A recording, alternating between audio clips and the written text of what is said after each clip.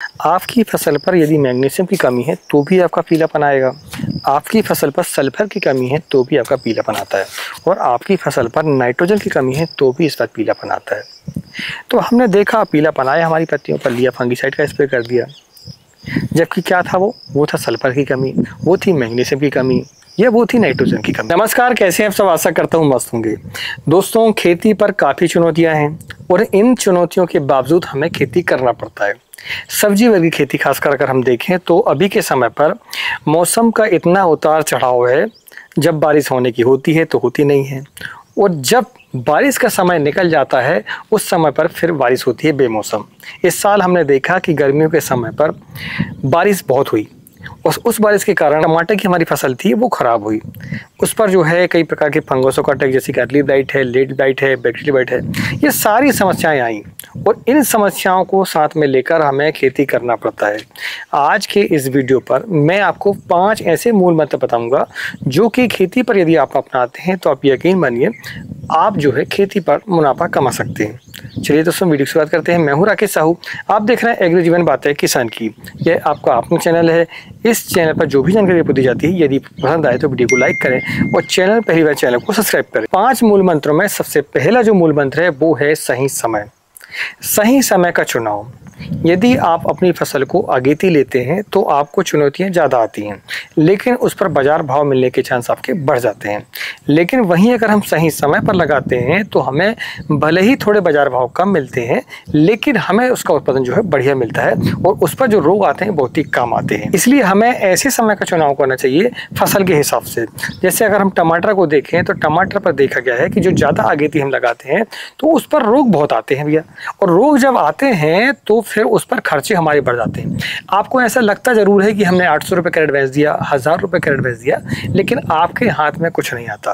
वो इसलिए जहां एक नॉर्मल समय पर एक नॉर्मल किसान 1000 कैरेट से लेकर 2000 कैरेट प्रति एकड़ निकालता है, वहीं अगेती वाले जो किसान है वो 500 कैरेट में ही लटक जाते हैं और फिर उन पर इतना खर्चा हो जाता है कि कुछ पूछे मत। इसलिए आपको ज़्यादा ना आगेती करना है और ना ही ज़्यादा पछेती करना है। आपको ऐसे समय का चुनाव करना चाहिए जिस पर रोग कम आए, आपको मेहनत कम करनी पड़े, लेबर का मैनेजमेंट आपका कम लगे, दवाओं का खर्चा आपका कम लगे। ऐसे समय का आपको चुनाव करना चाहिए। तो आपके यहाँ पर मानसून जब भी आता हो उसके आधार पर निर्णय आप लें कि आपको टमाटर या अन्य फसल भी कब लगानी चाहिए, जिससे आपके खर्चे जो है कम हो और लागत आपकी कम हो और मुनाफा आपका बढ़ जाए। तो ये सबसे पहला जो मूल मंत्र है वो यही है, सही समय। और समय बड़ा बलवान है, यह तो आपने सुना ही होगा। इसलिए आपको समय को देखकर चलना पड़ेगा। और समय एक बात और आपको बताता है कि आप ऐसी फसल का चुनाव ना करें लोभ में आकर जो कि आपको करके नहीं आती हो, उस पर लागत ज़्यादा हो, आपके एरिया पर सुटेबल ना हो, ऐसी फसलों को आप ना लगाएं। किसी किसान ने बताया हमें कि भैया टमाटर पर हमने इस बार 10 लाख रुपए कमाए, आपने लिया और टमाटर लगा दिया। किसी किसान ने बताया कि हमें शिमला मिर्च पर ज़्यादा मुनाफा हुआ है, आप शिमला मिर्च लगाओ, तो आपने लिया तो शिमला मिर्च लगा दिया।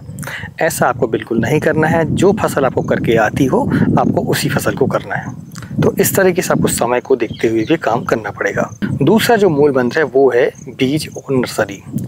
बीज से हमारा मतलब होता है यदि आप डायरेक्ट सीड लगाते हैं तो आपके लिए बीज बहुत मायने रखता है। वहीं आप यदि नर्सरी लगाते हैं, जैसे टमाटर है, मिर्च है, शिमला मिर्च है, इन पर जब आप नर्सरी लगाते हैं तो आपको एक तो सबसे पहली बात तो यही है कि आपको नर्सरी अगर आप खरीद रहे हैं तो ऐसी विश्वसनीय नर्सरी से खरीदें जहां पर आपको जो पौधा है वो स्वस्थ मिले। नहीं तो क्या होता है कि नर्सरी वाले जो होते हैं कि हमें ऐसा पौधा सेल करते हैं जो इस पर की पहले से बीमारियां हों, तो फिर ऐसी स्थिति पर क्या होता है कि हम मेहनत करते रह जाते हैं और हमारी जो फसल है वो शुरुआत से ही बीमार रहती है और आपको फिर उसका आगे चलकर जो है प्रोडक्शन उतना नहीं मिल पाता है। इसलिए जब भी नर्सरी खरीदें तो ऐसी जगहों से खरीदें जहाँ पर आपको पौधा जो है स्वस्थ मिलता हो। तो यह होती है नर्सरी की बात हमारी। दूसरा ये कि आप चाहें तो नर्सरी के खर्चों को कम भी कर सकते हैं। यदि आप खुद नर्सरी बनाते हैं तो फिर आपके ये खर्चे भी कम हो जाते हैं, तो आपको थोड़ा सा मुनाफा इसमें हो जाता है। यदि आप नर्सरी लेते हैं तो लगभग, जैसे टमाटर का पौधा की हम बात करें तो टमाटर का पौधा 1 रुपये 50 पैसे से लेकर 2 रुपये तक प्रति नंग आपको मिलता है। और प्रति एकड़ अगर हम देखें तो लगभग 8000 पौधे हमें लगाने होते हैं।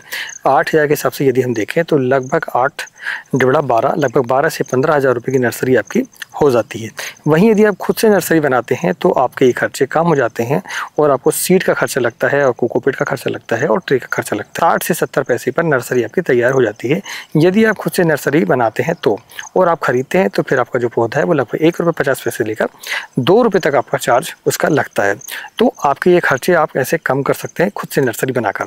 लेकिन ऐसा है कि यदि आप नर्सरी नहीं बनाना चाहते हैं या नर्सरी बनाने आपको कोई समस्या आती है तो फिर आप नर्सरी को परचेस करें। लेकिन सबसे बड़ी ध्यान देने वाली बात यही है कि जहाँ से भी आप नर्सरी खरीद रहे हों तो नर्सरी आपकी विश्वसनीय हो, यानी कि वहाँ आप जो वैरायटी मांग रहे हैं वही आपको वैरायटी मिले और पौधा सबसे बड़ी बात यह कि स्वस्थ मिले। एक बात और आती है कि आपको वैरायटी का सिलेक्शन करना होता है और वैरायटी यदि आपने अच्छी चुनी है तो आपको उत्पादन अच्छा मिलेगा। वैरायटी से क्या होता है, वैरायटी से एक तो उत्पादन हमारा होता है कि उत्पादन कैसे देने वाली है, उसका समय निर्धारित हो जाता है कि आपको जो हार्वेस्टिंग मिलने वाली है वो किस समय पर मिलने वाली है, यह एक बात हो जाती है। दूसरा, फलों का साइज कैसा है। मान लीजिए आपको बैगन लगाना है, बैगन आपके यहाँ नीले कलर का चलता है या फिर हरे कलर का चलता है, ये आपको देखना पड़ेगा। यदि आपके बाज़ार पर नीले कलर का बैगन चलता हो और आपने हरे कलर का लगा दिया तो आपको मार्केट पर उसके रेट नहीं मिल पाएंगे। इस बात को ध्यान रख के चलना पड़ेगा। तो यह हमारा दूसरा मूल मंत्र रहा। अगर आपको यह जानकारी पसंद आ रही हो तो वीडियो को लाइक करें और वीडियो को अंत तक ज़रूर देखें।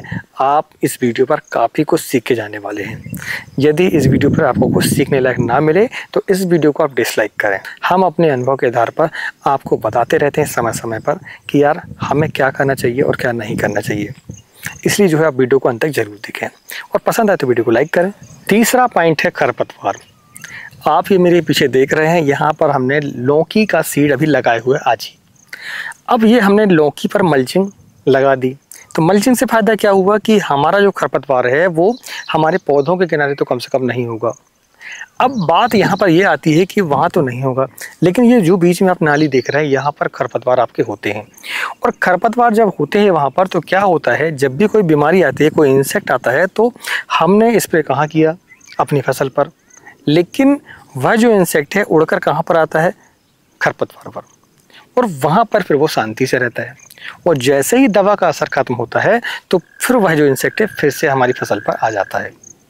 तो इसलिए आपको खरपतवार को मेंटेन करके चलना पड़ेगा। तो जब भी आप किसी भी फसल को लगाएं तो सबसे बड़ी बात तो यही है कि मल्चिंग करें पहले, और मल्चिंग करने के बाद दूसरी बात ये आती है कि बीच में जो नाली पर जो कचरा है वह आपको जो है समय समय पर या तो निदाई करवानी पड़ेगी इसकी, या तो फिर आपको खरपतवार नाशी का इस्तेमाल करना पड़ेगा।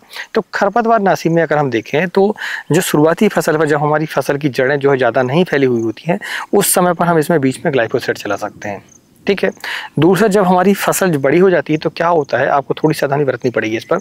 हमारी जड़ें हैं फसल की वो बीच में भी आ जाती हैं, तो नमी जब ज़्यादा होती है बरसात पर तो हम जो ग्लाइफोसेट डालते हैं तो हमारे पौधे पर भी असर आता है उसका। इसलिए आप जो है सबसे पहले जब छोटा पौधा हो आपका तभी से आपको कंट्रोल करके चलना पड़ेगा। इसके बाद क्या कर सकते हैं, हम उसमें पैराकोट डाल सकते हैं, ठीक है। पैराकोट डाल सकते हैं आप। पैराकोट से क्या होता है कि जहाँ दवा पड़ती है सिर्फ वहीं का कचरा आपका मरता है। तो इस तरीके से मैनेजमेंट कर सकते हैं। आप चाहें तो फिर निदाई करवा सकते हैं। कुछ फसलें ऐसी होती हैं जिन पर जो है अलग से मतलब उसी फसल स्पेशल के लिए आपको खरपतवारनाशी मिल जाता है। जैसे टमाटर के लिए आपका स्पेशल मिल जाता है संकुर वगैरह, ठीक है। तो इस तरीके से आप जो है खरपतवार को प्रबंधन करके चलेंगे तो आपकी जो फसल है उत्पादन बढ़िया देगी।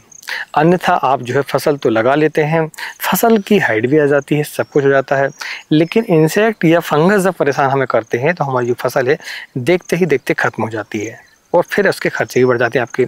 जब ये खरपतवार पहले से आप नियंत्रण नहीं करते हैं तो आपके खर्चे बढ़ जाते हैं। बाद में फिर आपको मजदूर की सहायता से उसको निकलाना पड़ता है, तो उसमें खर्चे बहुत बढ़ जाते हैं। इसलिए आप शुरुआत से ही मैनेजमेंट करके आपको चलना पड़ेगा। इसके बाद आता है हमारा चौथा पॉइंट।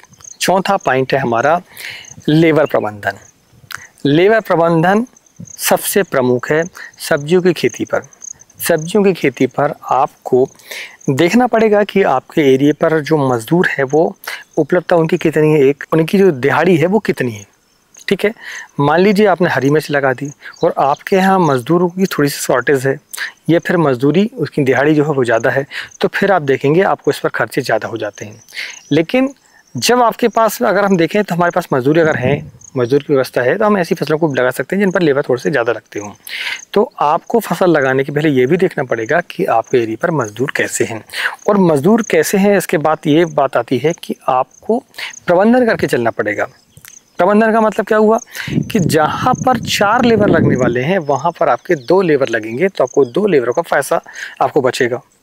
तो उसके लिए क्या करें कि ज़्यादा से ज़्यादा मशीनों का इस्तेमाल आप कर सकते हैं। जैसे बीच में हमें खरपतवार निकालना है तो आप जो है इसमें ऐसे मशीनों का इस्तेमाल करें जैसे कि हम खरपतवार बिना मजदूर की सहायता से कर लें। सिरे को लेबर से निकालते हैं तो हमें खर्चे उसके बढ़ जाते हैं। आपके एरिया पर मजदूरों की जो उपलब्धता है वो कैसी, उसके हिसाब से फसल का चयन आप करेंगे तो आपको ज़्यादा फायदा होगा और कम से कम लेबर पर आपको काम करना होगा।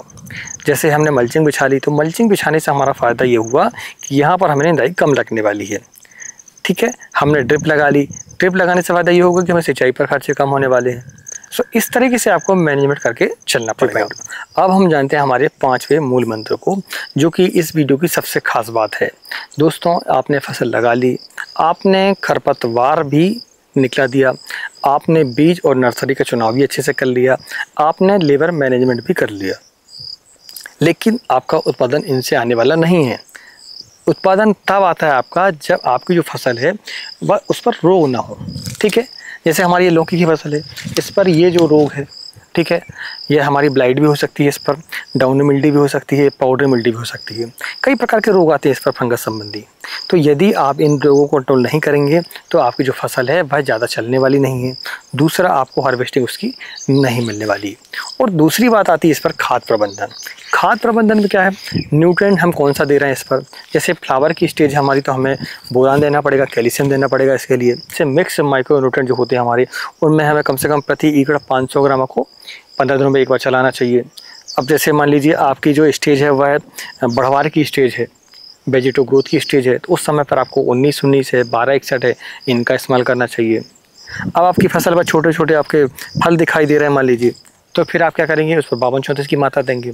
52-34 12-61 को आप जो है चाहे तो अपनी फसल पर स्प्रे भी कर सकते हैं।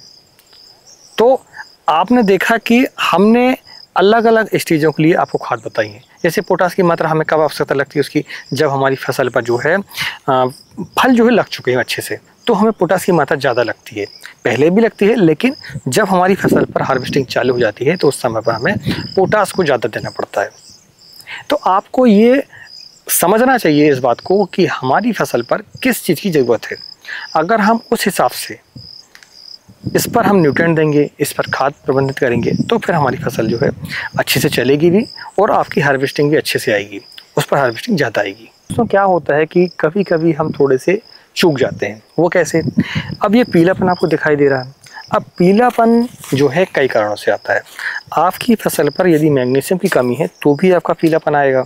आपकी फसल पर सल्फर की कमी है तो भी आपका पीलापन आता है। और आपकी फसल पर नाइट्रोजन की कमी है तो भी इस पर पीलापन आता है। तो हमने देखा पीलापन आया हमारी पत्तियों पर, लिया फंगीसाइड का स्प्रे कर दिया, जबकि क्या था वो था सल्फर की कमी, वो थी मैग्नीशियम की कमी, या वो थी नाइट्रोजन की कमी। उनके लक्षण हमें पता होनी चाहिए कि नाइट्रोजन पर जैसे अगर हम देखें तो नीचे की पत्तियां हमारी पीली होती हैं। सल्फर और मैग्नीशियम की हम बात करें तो ऊपर की पत्तियां ज़्यादातर पीली होती हैं। मैग्नीशियम की कमी पर धब्बे धब्बे हमें दिखाई देते हैं पीले, पूरी पत्तियां एकदम से पीली नहीं होती है। लेकिन सल्फर अगर हम देखें तो पूरी पत्तियां पीली हो जाती है, जो नई पत्तियां आती हैं हमारी वो ज़्यादा पीली होती हैं, उसमें सफ़ेदपन पीलापन दिखाई देता है। तो ये हमें पता होना चाहिए कि यह जो पीलापन है वह किस कारण से आ रहा है, न्यूट्रिएंट की कमी के कारण आ रहा है या फिर किसी बीमारी के कारण आता है। जैसे कि अगर इसमें पाउडर मिल्डी होगी तो यहाँ पर ऊपर आपको इसमें वाइट पाउडर दिखाई देगा और नीचे जो है पत्तियाँ आपकी पीले दिखाई देगी। लेकिन यदि हम डाउनी मिल्डी की बात करें तो डाउनी मिल्डी पर क्या होगा, नीचे पाउडर दिखाई देगा और ऊपर पत्तियों के ऊपर आपको पीलापन दिखाई देगा। तो ये आपको पता होना चाहिए कि आपकी फसल पर किसी चीज़ की कमी है या फिर बीमारी है, तो आप देखेंगे आपके खर्चे कम हो जाते हैं और आपको उत्पादन भी अच्छा मिलता है।